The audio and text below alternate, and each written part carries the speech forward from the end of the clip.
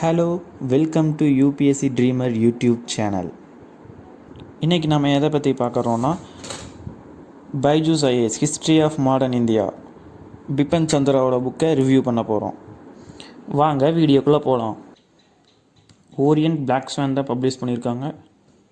New edition Bipan Chandra. இங்கே first பேஜில் பார்த்தீங்கன்னா ஓரியன்ட் பிளாக் ஸ்வான் ப்ரைவேட் லிமிட்டடோட ஆஃபீஸ் அட்ரஸ் எல்லாம் கொடுத்துருக்காங்க. மேப்ஸ் எல்லாம் இங்கே காப்பிரைட் பண்ணது இதில் கொடுத்துருக்காங்க. கண்டென்ட்ஸ் அதுதான் ரொம்ப முக்கியம், பார்க்கலாம் வாங்க. First the decline of the Mughal empire. நான் போன வீடியோவில் சொன்ன மாதிரி டிக்ளைன் ஆஃப் முகல் எம்பையர்லேருந்து ஆரம்பிச்சிருக்காங்க.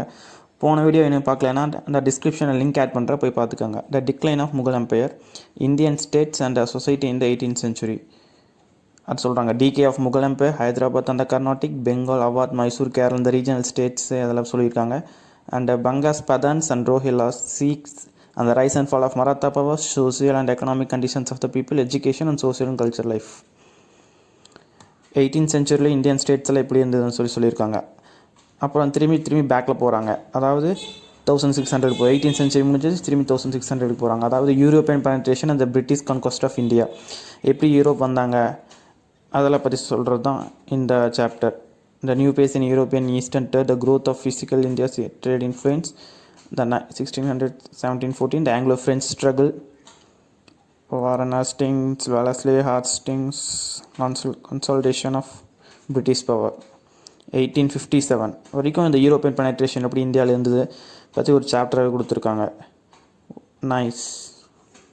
நெக்ஸ்ட்டு 4th சாப்டர் வந்து the structure of government and economic policies of British empire in India 1757 to 1857. இப்போ ஃபுல்லாக இந்தியா பிரிட்டிஷ் கைக்கு போயிடுச்சு. அது வந்து எப்படி எக்கனாமிக் பாலிசிஸில் என்ன கொண்டு வந்தாங்க, அந்த East India company rule. British கம்பெயர் வந்து 1757 to 1857 வந்து East India company rule. 1857 to 1947 தான் வந்து பிரிட்டிஷ் க்ரௌன் ரூல்னு சொல்லுவாங்க. அப்போ அந்த இங்கிலீஷ் ஈஸ்ட் இந்தியா கம்பெனி வந்து எந்தெந்த பாலிசி வந்து கொண்டு வந்தாங்க, லேண்ட் ரெவென்யூ பாலிசிஸ், அப்புறம் அந்த கொடுத்துறாங்க. அந்த administration, organisation, social and cultural policy அவங்க கையில் இருக்கும்போது administrative, social and cultural policies பற்றி கொடுத்துருக்காங்க. நெக்ஸ்ட் வந்து ரொம்ப important, social and cultural awakening of the first half of the 19th century. Rammohan Roy, அதாவது Raja Rammohan Roy, Derozio and young Bengal movement, அப்புறம் Debendranath and Ishwar Chandra Vidyasagar, pioneers of reform in western India. இது வந்து கீவேர்ட்ஸ் தான் கொடுத்துருக்காங்க. சோஷியல் அண்ட் கல்ச்சரல் அவங்க நிறையா பார்ப்பீங்க. என்னென்னா Arya Samaj, Brahmo Samaj, theosophical society, Swami Vivekananda's Ramakrishna mission, இந்த மாதிரி நிறையா பார்ப்பீங்க. The revolt of 1857, general cause, immediate cause, beginning and course of the revolt and weakening of the revolt and suppression, இந்த மாதிரி நிறையா இருக்குது இந்த சாப்டர்ஸில். And next the administrative changes after 1858. அந்த 1857 ரிவோல்ட் முடிஞ்சது சொன்னேன்ல, அது க்ரௌன் ரூல் தான் போகணும். க்ரௌன் ரூலில் வந்து என்னென்ன அட்மினிஸ்ட்ரேட்டிவ் சேஞ்சஸ் கொண்டு வந்திருக்காங்க அதை பற்றி ஒரு சாப்டர். சூப்பர். அது வந்து administration, changes in the army, public services, அதுக்கப்புறம் princely states and administration policies, racial antagonism and foreign policy. அதுக்கப்புறம் இந்தியா எப்படியும் வழிநடத்தி கொண்டு போனாங்க அது பார்ப்பாங்க. அந்த 1850 சென்ச்சுரி வேர்ல்டில் நமக்குள்ள யூனிஃபைட் ஹிந்து முஸ்லீம் யூனிட்டி ஏற்பட்டு ஒரு நேஷனலிசம் பர்த் ஆச்சுன்னு சொல்லுவாங்க. அதுக்கப்புறம் பிரிட்டிஷ் கேன்ஸில் இனி ஒன் ரிவோல்ட் அந்த மாதிரி வரக்கூடாதுன்னு சொல்லிட்டு அவங்க நிறைய அட்மினிஸ்ட்ரேட்டிவ் சேஞ்சஸ் எல்லாம் கொண்டு வந்திருப்பாங்க. அப்புறம் economic impact of British rule, இந்த British rule economic impact. Next the national movement 1858 to 1905. அந்த பீரியடில் நேஷ்னலிஸ்ட் மூமெண்ட் எல்லாம் என்னென்ன நடந்துச்சுன்னு சொல்லுவாங்க. Next religious and social reforms 1858.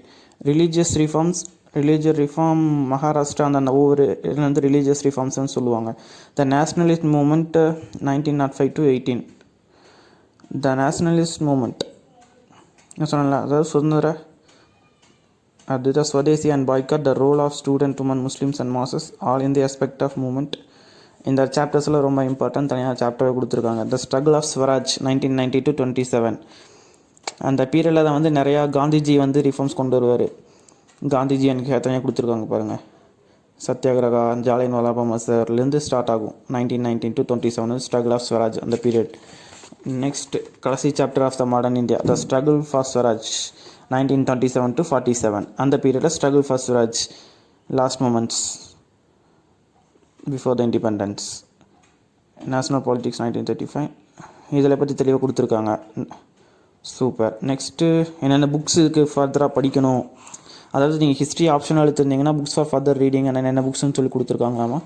Next index 339 வாங்க.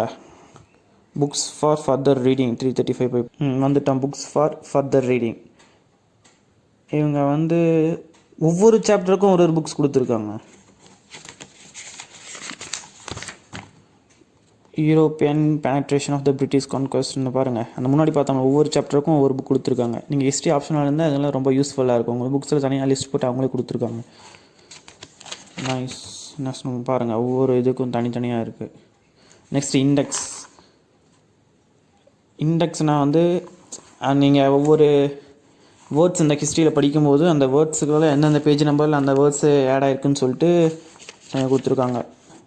இது ரொம்ப யூஸ்ஃபுல்லாக இருக்கும் உங்களுக்கு. இங்கே பாருங்கள், ஏபிசி நிறைய கொடுத்துருக்காங்க. டி டேக் எஃப் பாருங்கள். இப்போ பாருங்கள், ஜே வேணால் செக் பண்ணி பார்க்கலாமா. ஜாகீர் சிஸ்டம் ஜாகீர்ஸ்னு இருக்கா. பேஜ் நம்பர் 14 to 15, 20, 24, 40 இதில் பேஜ் நம்பர். வாங்க 14 பேஜ் நம்பர் போய் பார்ப்போம். இந்தாங்க 14 பேஜ் நம்பர். இங்கே ஜாகீர்ஸ் இருக்கும். நான் வாங்க, இங்கே ஜாகீர்ஸ் பற்றி கொடுத்துருக்காங்க. ஜாகீர்ஸ், அதாவது அந்த ஜாகீர்ஸ் வந்து அந்த சிஸ்டம் பற்றி ஃபுல்லாக சொல்லியிருக்காங்க. ஜாகீர்ஸ் 14 to 15 இந்த பேஜில் தானே இருக்கணும். இருக்குது பாருங்கள், ஜாகீர்தாஸ், அதாவது ஜாகீர்தாஸ்லாம் ஒன்று தான். இந்த மாதிரி தெளிவாக வந்து எல்லாம் அந்த பேஜை கொடுத்துருக்காங்க. எல்லாமே கொடுத்துருக்காங்க. VYZ இந்த மாதிரி இந்த பேர் நமக்கு தெரியலனாலும் இல்லை திடீர்னு கடைசியில் படித்து முடிச்சு ரிவிஷன் பண்ணும்போது இந்த பேரில் எங்கே வரும்னு சொல்லி பார்க்குறதுனால யூஸ் ஆகும். ரொம்ப கூட ரிவ்யூ அவங்களே பேக்கில் கொடுத்துருக்காங்க பாருங்கள்.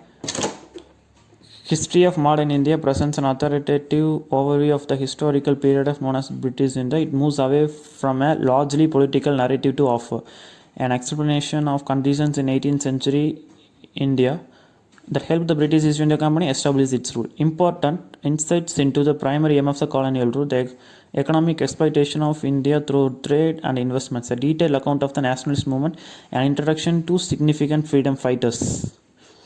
அவங்களே ரிவ்யூ பண்ணியிருக்காங்க பாருங்கள். பிபின் சந்திரா பற்றி கொடுத்துருக்காங்க. அவர் வந்து என்ன, chairman of the National Book Trust. He was a professor emeritus, centre of historical studies, Jawaharlal Nehru university, New Delhi, national. அவரை பற்றி கொடுத்துருக்காங்க. அப்புறம் இது என்னது, the download the free smart Orient Black Swan smart app. Oh wow. Access question banks from previous year competitive examination, solves nearly 100 multiple choice questions from your phone. இந்த Orient Black Swan smart app use பண்ணி இந்த புக்கில் கொடுத்துருப்பாங்க licence key மாதிரி. அந்த key கோடு add பண்ணிட்டோம்னா இந்த use பண்ணிக்கலாம் போல். ஓகே, ஓரியன்ட் பிளாக் ஸ்வான் தான் simple, Orient Black Swan simple. இந்த வீடியோ பிடிச்சிருந்தால் லைக் பண்ணுங்கள், ஷேர் பண்ணுங்கள், கமெண்ட் பண்ணுங்கள், உங்கள் ஃப்ரெண்ட்ஸ்க்கும் ஷேர் பண்ணுங்கள். வேறு ஏதாவது டவுட்னா கமெண்ட்டில் லீவ் பண்ணுங்கள்.